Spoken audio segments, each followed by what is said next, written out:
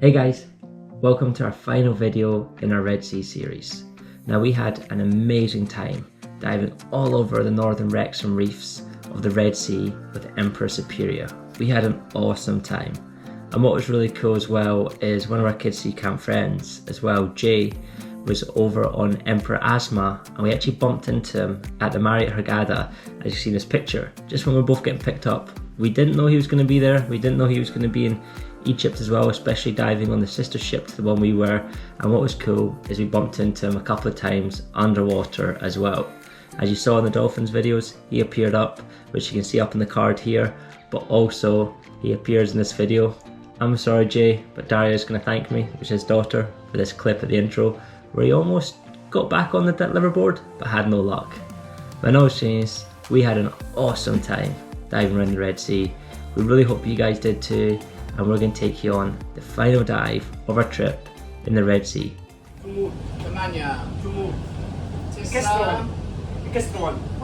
One extra. No, yes, one more.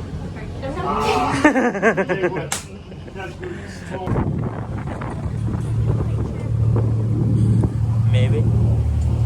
I mean, a whole 30 seconds later and we're here. This is the... You're gonna send that to him? I'm not those fins, Jay. You got this. Hey guys, the line is here. Okay. Everybody can see the line? Yes. Oh, we're ready. It's behind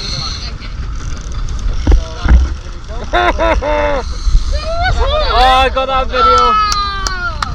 Do we do negative or positive entry? Whatever make you happy. I don't care. Nice bow, Jay.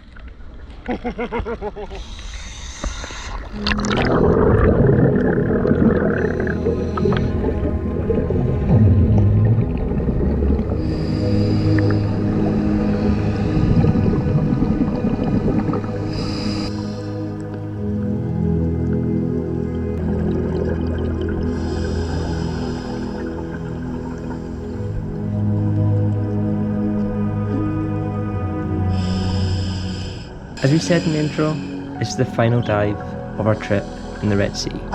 We've had an epic time on Emperor Superior, exploring the northern reefs and wrecks of the Red Sea. Now, our last very dive was a wreck, the El Minya. This ship was a Russian-built Soviet T-43 minesweeper which entered into the service of the Egyptian Navy in 1956. One of a total of 4 such vessels imported into Egypt and named after various Egyptian cities. The ship was lost during the so-called War of Attrition, which is comprised of a series of attacks on both sides that link the 6-day war with the Yom-Kippur War, some of the numerous conflicts between Egypt and Israel in the latter half of the 20th century. On the 6th of February 1970, numerous Israeli aircraft approached Hurghada, targeting the city's naval station. The El Minya was anchored in the harbour at the time, and was hit by one of the bombs, sinking where she sat. Today, this wreck sits in a maximum depth of 32 metres, 105 feet. Though the majority of the wreck is somewhat shallower, up to 62 feet, which is 19 metres, while the area bottom conditions can sometimes cause perceptive drop in visibility, and currents can occur. However, because it's so close to the marina, it's almost in Hurghada's marina, it provides a sheltered nature of the area. That means that the conditions are normally calm and currents are very mild for you to explore.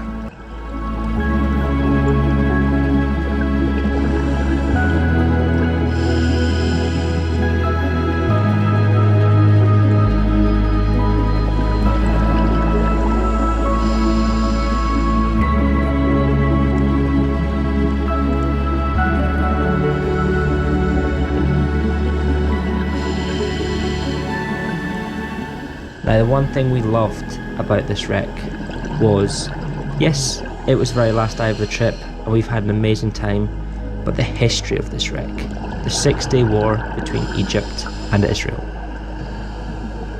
And when you come to the bow, even though this wreck is a war grave, it is full of marine life. Just look at the schools of fish at the bow. It was just teeming with life. We had blue spotted rays on the sand, we had turtles cruising past, and we just had loads and loads of fish. This was spectacular. But this wreck gives you a real eye-opener into what war is like. You know, you think of this ship, it was at anchor just outside Hurghada, just on protection, just sitting there when during a war with the Israelis, it was spotted by some aircraft. And think of the way that when they saw this aircraft, they had their victory by sinking it. But the fear that must have gone through the sailors of this ship. When that warhead came and hit and struck the ship, you'll see how ripped up the ship is. Right on its bow, on its starboard side, it has been ripped completely open. And you think of the fear and the shock of the sailors trying to get off the ship, trying to save the ship, and then realising it's a lost cause to get off it. Now, because it was so close to the marina, most of the crew did safely escape. And you can just see where Ariana is, the wreckage. Now, right at the wreckage of it, or the ripped hole, is a juvenile tiger paw, which is pretty cool to see. But you guys are going to see how this one missile strike has absolutely torn a hole in this minesweeper.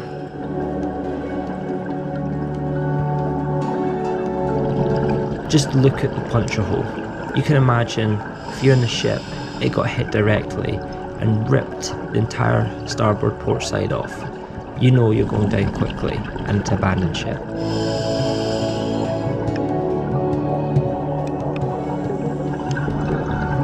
As this wreck has been down since the 1970s, you can see it's starting being coralised. You can see just here we have a nudibranch sitting on top of a brain coral. You can see the ocean has started to reclaim it. And if you looked very closely on the deck, you start spotting pipefish. Now here we have a jawfish just sitting on the reef. We're going to spot some pipefish right here, as you can see. These are from the seahorse family. Now he comes darting down, and then when I started looking around, you start seeing more and more of these pipefish. You can see one right there swimming along, and then we're going to look around on the deck more, on the hull more, and we're going to see more and more. There's another one right there, and right next to him is another one. So if you ever dive this wreck, have a look around. They're everywhere.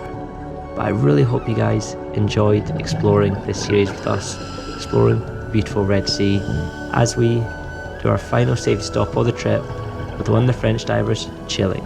But as always guys, thank you so much, and we'll see you in the next series.